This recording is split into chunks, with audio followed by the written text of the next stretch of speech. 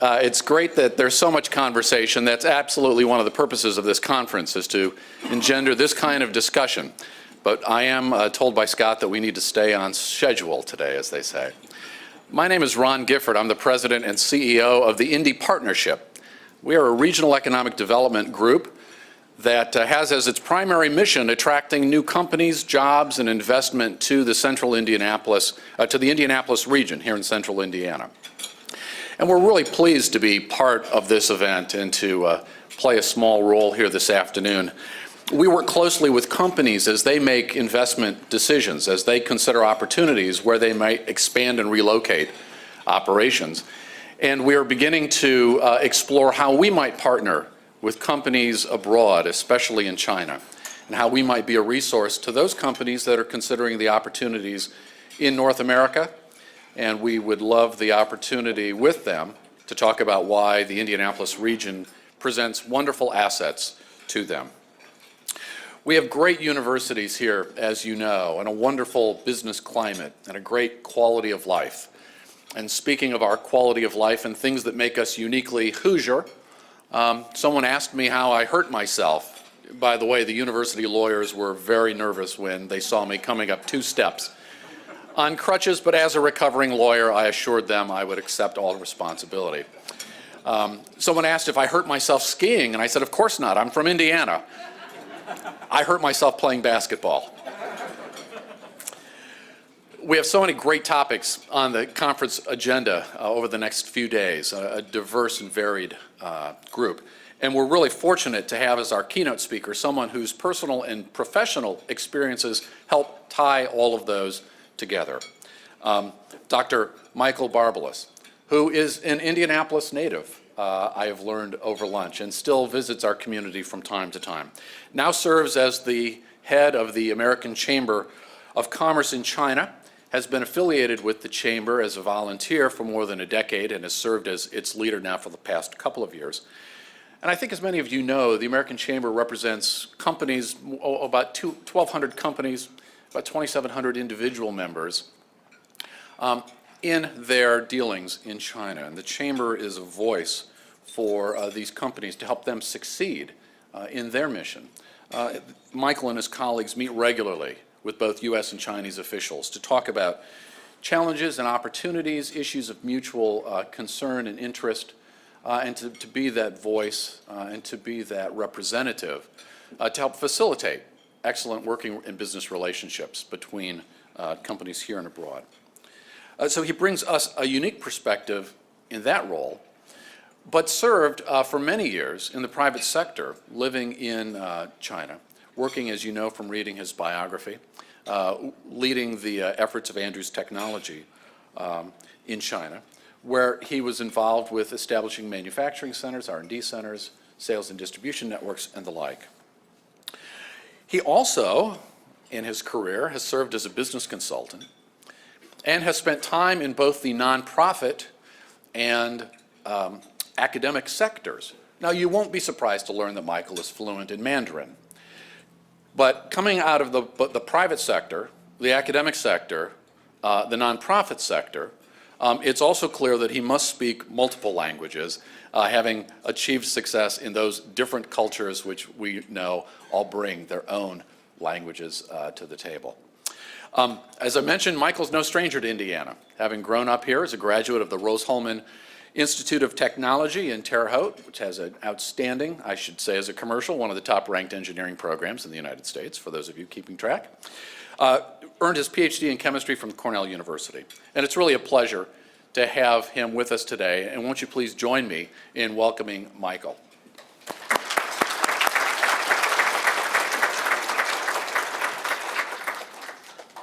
And now, the added entertainment.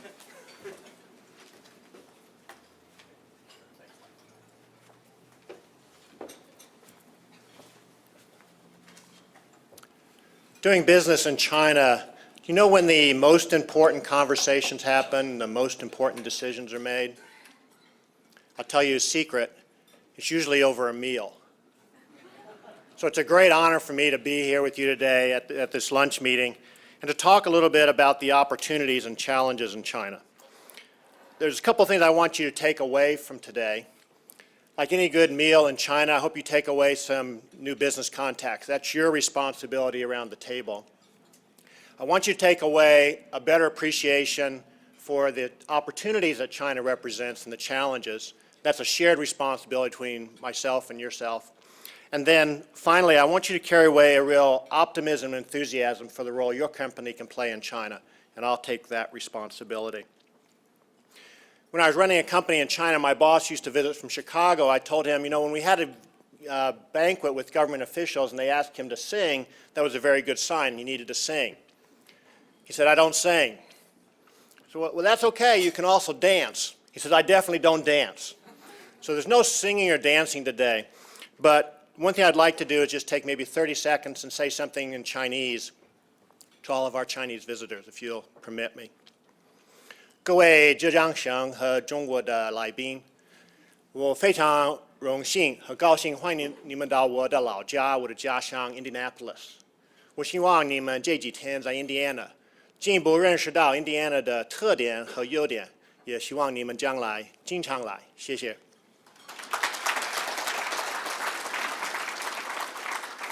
As Ron mentioned, growing up here in Indiana, in Indianapolis, I just had to welcome our Chinese guest here and hope that they often come back. Well, let's jump in. January 1st this year was 30 years of U.S. China relations. You have a picture there of President Nixon and Mao Zedong. When they started talking, U.S. China trade was less than $1 billion a year. 2008, it exceeded $400 billion. And U.S. exports to China are up 100-fold over this time period. I'll talk a little bit about recent history, but also want to look at the next 30 years. Often I find people are a little bit scared of China. They talk about China being the factory of the world. The next time you hear that, I want you to partner that with China as the customer of the world. I used to work in wireless telecom. Just last week I read that there are now 640 million cell phone users in China. 640 million users versus the U.S. population of 300 million. So there's more than twice as many users as there are people in the United States. So if you think about where would be a large and growing market for IT and telecom, you can place your bets on China. But what should we expect? Let's look at some recent history first. China is already an important market across many industries. Since 2000, exports to China are up over 300%, while our exports to the rest of the world are only up 60%. We picked 2000 because China entered the World Trade Organization in 2001. It took 14 years of negotiations to get there, but finally China entered the WTO, and we've seen tremendous growth in trade between the U.S. and China. 2 years ago, in 2007, China overtook Japan to become our third largest trading partner, and has maintained that position last year as well. If you look at those over the last decade, back to 2000, you can see that both our imports, the red bars, which are much larger, unfortunately, than the blue bars, have been going up, but the exports to China have been growing at a faster rate, 20% average year on year. What does that mean for us? Our exports have grown from $16 billion in 2000 to $71.5 billion at the end of last year. What about Indiana? I know there are many of you from other places around the country and from China, but I looked up the Indiana data. Indiana last year exported $930 million to China. So Indiana's growth is actually larger than the national average, up 458% versus the 300 and some percent for the nation as a whole. But Indiana's trade with the rest of the world, up 68%, is very close to 60% for the rest of the country. And you can see a much faster growth rate for Indiana as opposed to the rest of the country. In fact, really took off after 2004. One of the things that's very well understood in China, but unfortunately not so well understood here in the U.S., is that exports like this create jobs. They create and sustain jobs. And if you look at the details, often those jobs are high-paying jobs. There are people who've looked at this, and that $930 million in exports from Indiana to China last year probably supported over 6,000 jobs. So whenever we're talking about exports to China, I hope you immediately make the link that this is driving job growth and sustaining jobs here in the United States. That's the recent past. It's a good story. It's a story where American companies have been winning, and where we as a nation, I think, have been winning. But also, what about the future? Let me just qualify this by saying none of us are very good at predicting the future. We wouldn't be in the economic mess we're in right now. But there are a lot of smart people who've looked at the long-term fundamentals. I've pulled some data from a PricewaterhouseCoopers study called The World in 2050. If you're interested, you can download it from their website. And it looks at a lot of the emerging markets and major economies around the world. It says, what would those look like in 2050? And I'm particularly interested in the next 30 years, having just celebrated 30 years. What will the next 30 years look like? And this chart has the historical data up through 2007 for exports to China. Then there are 3 bars. The low bar is U.S. exports to China being 2% of China's GDP. Back in 2000, our exports to China accounted for 1.4% of China's GDP. We've gotten a little better, a little smarter over the years. By 2007, that had gone up to 2% of China's GDP. So we could project that out for the next 30 years based on China's GDP size. There's 2 other bars there, is what if we could do 2.5% or even 3% of China's GDP? We would like to see U.S. companies do better in exporting to China. And part of our mission this year is really try and work with our federal government to see what could be done to see better public-private partnerships to help U.S. companies, particularly small and medium-sized companies, be more successful in China. If we could get that to 3%, and in fact, European countries are already at 3% in terms of their exports to China, 3% of China's GDP, you're talking about $1 trillion per year export opportunity for the United States. The theme of this conference is what is China-U.S. relations going to look like in the 21st century? I think that's what you're talking about, this potential of $1 trillion per year going from the United States to China in goods and services. For our own results as an organization, we're thinking about this a great deal. What will it take to help U.S. companies get to that level, $1 trillion in exports each year to China? There's another piece of it. U.S. companies that have already invested in China right now produce and sell about $100 billion a year of products in China. What will it take for that to get to $1 trillion a year? When I throw these numbers out, I get a lot of skepticism typically from people. But if you look at 2000 to 2008, our exports to China are up 4.4 times. That's only 8 years. In 30 years, going up 14 times doesn't seem unreasonable. If you spend any amount of time in China and you look at some of the major trends that are happening, you can see that the economy is going to continue to grow, and there's going to continue to be big business opportunities. Back in January, we had the opportunity to have Ambassador John Negroponte, who was the #2 person in the U.S. State Department, speak to our members in Beijing. And he was involved with Henry Kissinger back in the 70s on normalization of U.S.-China relations. And we asked Ambassador Negroponte, we said, you know, back with Kissinger, Dr. Kissinger, did anyone imagine at that time what the U.S.-China relationship would be like today? He said, no, we really didn't. You know, at the time we were thinking, what could the U.S. buy from China? Hog bristle brushes. They had a very short list. Well, you can see how wrong they were if you go into any department store. But he challenged us. He said, don't make that mistake again. This is a quote from his time there in Beijing. It's published on the State Department website. He says, I'm sure that some young person in this room or elsewhere looking back 30 years from now, in 2039, will say, gee, that $71 billion in exports, that pittance, that was all we were doing then? Look at what we're doing now. He said he's very hopeful, and so am I. That's a little bit trying to quantify for you what the opportunity is. $1 trillion opportunity, or $2 trillion opportunities for U.S. companies. What about the challenges? How do we get there? As Ron mentioned, I work for the American Chamber of Commerce in China. We represent over 1,200 companies. Almost any kind of company you can think of is our member, from the very entrepreneurial startups, small and medium-sized companies, to the Fortune 500. We have We're a very member-driven organization, so the challenges and problems of U.S. business become our challenges and problems. We're headquartered in Beijing, where China makes its laws and regulations, but we also have offices in Tianjin and Wuhan, and a network of 10 cooperative agreements with different provinces around China. We're really looking at what does it take for U.S. companies to be successful in China. Contrary to popular belief, we're not part of the U.S. government. We're a private organization, a nonprofit organization. We really represent the business community on the ground in China. Every year we do a white paper. This year will be the 11th year. To get to this white paper, we do an annual business climate survey. It's like a Chinese doctor, traditional Chinese doctor will take your pulse to see how you're doing, to see where there's problems. Well, we take the pulse of the American business community through this business climate survey.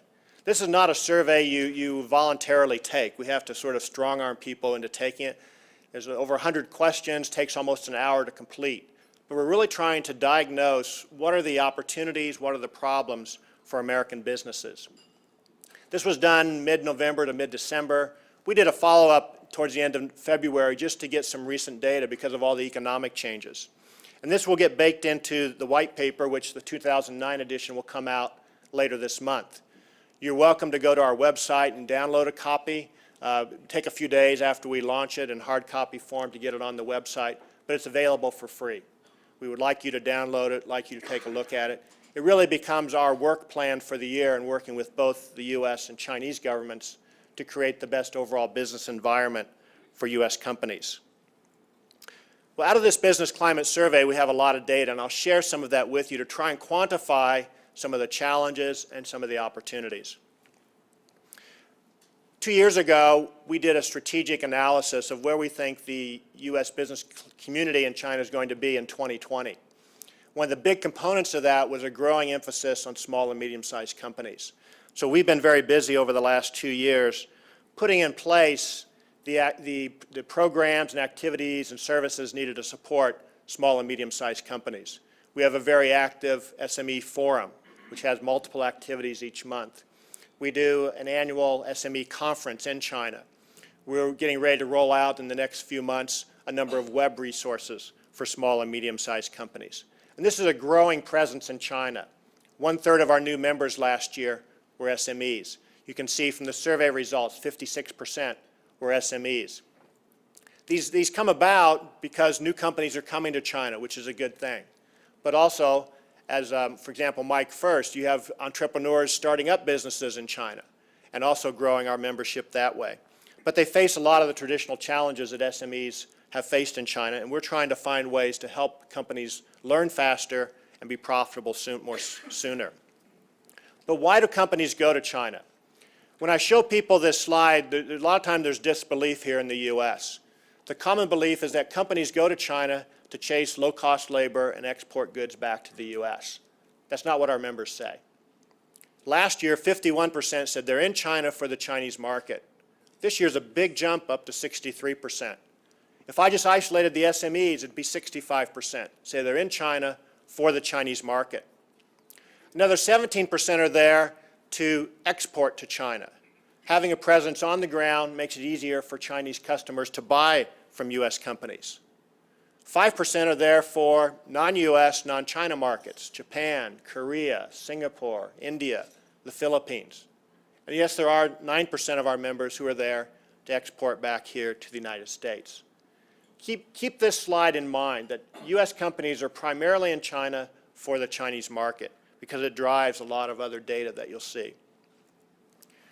We ask companies, how important is your investment in China? As you look across the globe, all the other places you could invest, where does China rank? This year, 22% of the companies are saying it's their #1 priority. That's actually fallen in the last 2 years. In 2007, it was 51%. Now it's down to 22%. I don't think that's because China is becoming any less important. I think other places, Vietnam, India, Russia, are rising up and competing with China. What stayed the same over the last 5 years is China's in the top 3 consistently year after year. China is so important that we often say that for U.S. companies to be a global leader, they have to be successful in China. We've seen too many U.S. companies that were global leaders, took a pass on China, now are fighting to get back in the game. For a U.S. company to be a global leader, they have to be successful in China. Well, what are the challenges? We give our members 28 challenges to choose from, but they converge very quickly on these top 10.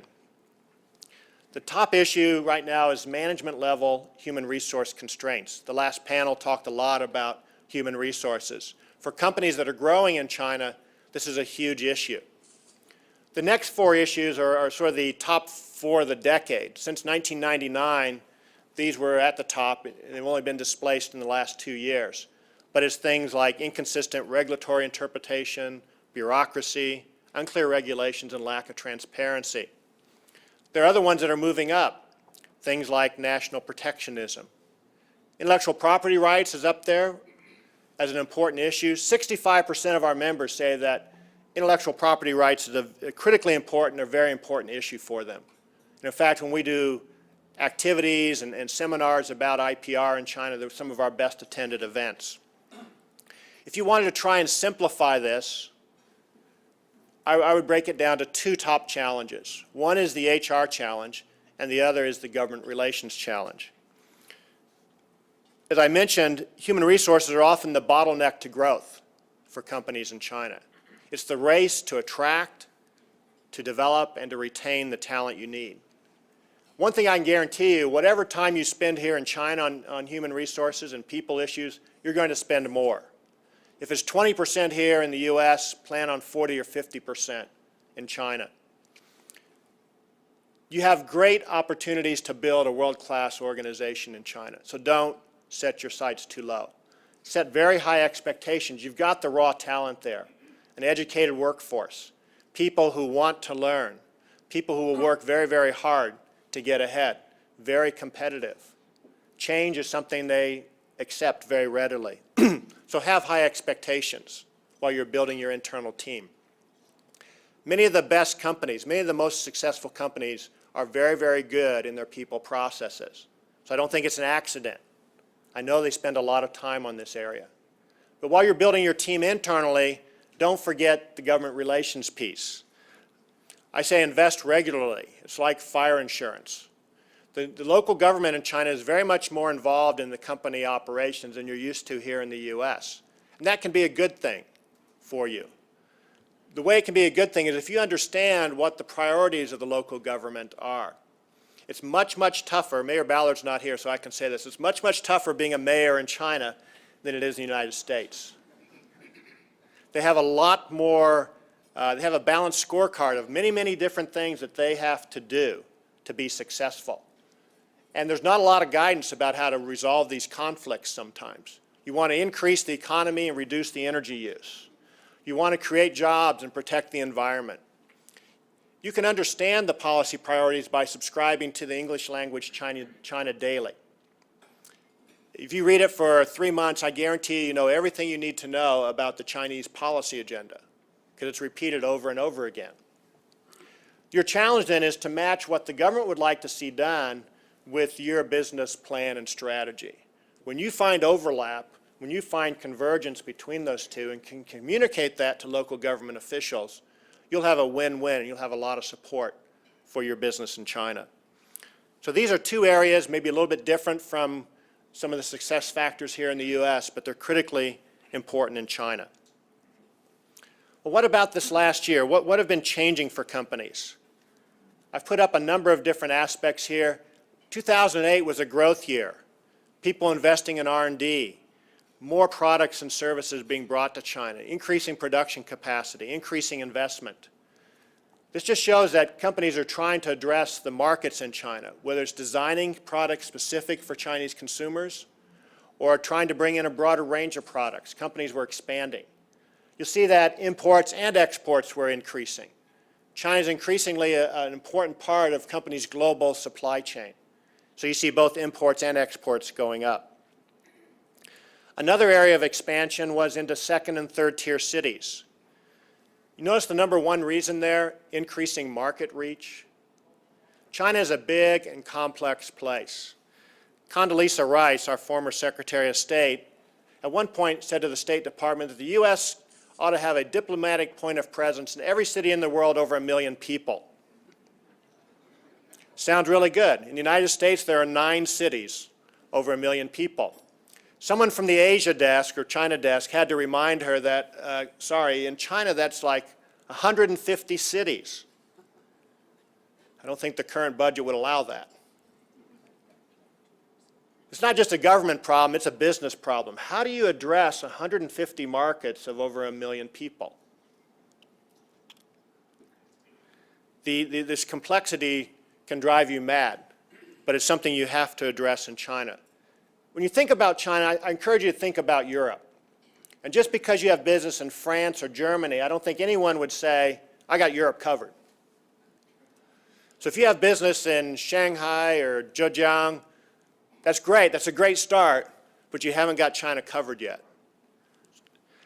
You notice on this slide that the number 3 reason for moving is low cost. Some companies are moving to second and third tier cities to have lower labor cost, but again, that's not the major driver. 71% are there because of the market. We ask about revenue expectations. Many companies increased their revenues in 2008. 2009, you can see the impact, but there's still 51% that are saying revenues are going to be up this year. Despite the global economic downturn, U.S. companies in China, just over the majority, either the same or up. You can also see that the decrease has also gone up. But again, the majority are expecting to either be the same or up this year. Once you know what your sales are going to be and your revenues, what about your head count? Focus on the green bars, which is total head count. 47% are staying the same. If it's weighted towards increasing head counts. 27% say we'll increase somewhat, and 5% increase substantially, versus those that say that they're decreasing. So companies, by and large, are continuing to hire in China. This is often a source of real contention for country managers in China. Headquarters are saying cut, but still grow. So they're pulled in very different directions. We ask about investment. With the global economic downturn, what are companies doing? 37% are postponing investment. Only 2% are canceling investment. For some of those that are postponing, it's because they have problems getting credit here in the U.S. But the majority, 61%, no change.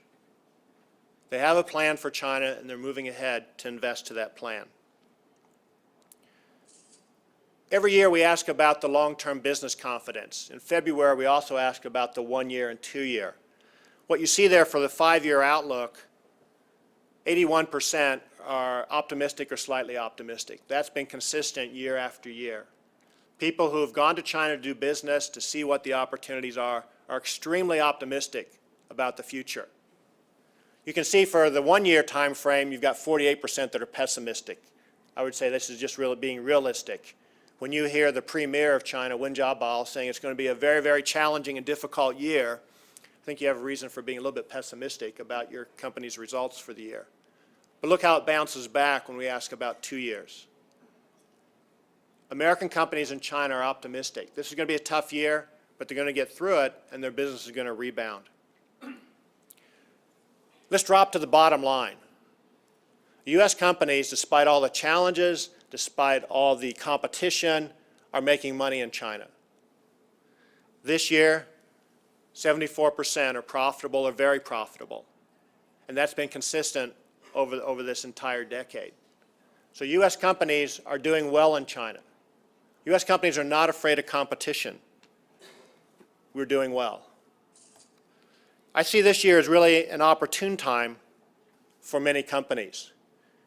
Pick any economist, Chinese or foreign, and I guarantee you'll get a positive growth number for China's economy this year.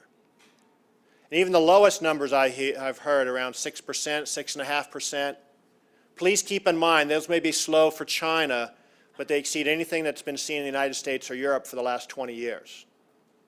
China will grow this year. And it's an opportunity for investment. There are things you can do now in China that have not been possible in the last 5 years. Local governments are welcoming investment. Land and construction prices, as we heard this morning, are falling. And if you're looking at mergers and acquisitions, sellers are much more flexible. If you're already in China, it's a great time to optimize what you're doing there. And you can negotiate now what was not possible in recent years. If you need some help, I encourage you to look at the Foreign Commercial Service under the U.S. Commerce Department. Their mission is to help U.S. companies export to China. They've got offices all across the U.S. Here in the Midwest, they have 14 offices. In China, their network covers 19 major cities. That's not all the 150 over a million, but it will get you started and keep you busy for a few years. Their job is to help you get to China. Our job, once you get there or think you're going there, is to help you be successful. When you walk out of here today, I want you very clearly to understand that U.S. companies are competing in China and winning. This is a quote from General Motors. I understand General Motors is having a little trouble now. I was in their plant in China last Friday, and I can tell you they're doing very well in China. So take that into account. This is a quote. Our success in China is evidence that where the playing field is even, GM can compete aggressively with the best and win. Maybe you can scratch out GM and put your company's name in there. That's what I hope.